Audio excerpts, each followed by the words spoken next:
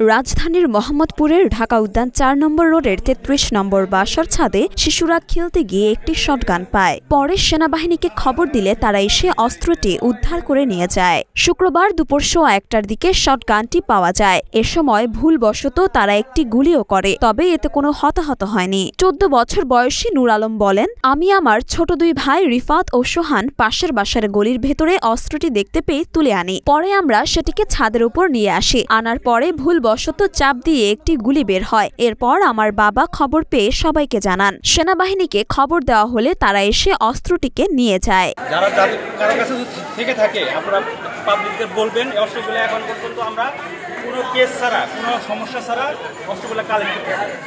মানে একটা সময় আসবে, হয়তো দু একদিনের একটা ঘোষণা আসবে, যদি অস্ত্র আপনারা এমনি না পাওয়া যায় তাহলে আমরা যখন অভিযান করে উদ্ধার করবো তখন কিন্তু অনেকেরই সাজা হয়ে যাবে।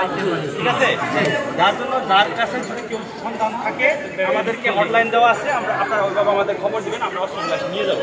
সেনাবাহিনীর ওয়ারেন্ট অফিসার মোহাম্মদ নিজাম বলেন, আমরা খবর পেয়ে এখান থেকে একটি শটগান, একটি তাজা গুলি ও একটি ব্যবহৃত গুলির খোসা উদ্ধার করি। এছাড়াও তিনি সকলের উদ্দেশ্যে বলেন, এসব অস্ত্র আমাদের রাষ্ট্রীয় সম্পদ। আপনাদের কাছে এখনো যদি কোনো অস্ত্র থাকে সেগুলো আমাদের কাছে জমা দিয়ে দেন, অন্যথায় কয়েকদিনের মধ্যে ঘোষণা আসলে আমরা এই অস্ত্র কারো কাছে পেলে তাদেরকে শাস্তির আওতায় আনা হবে।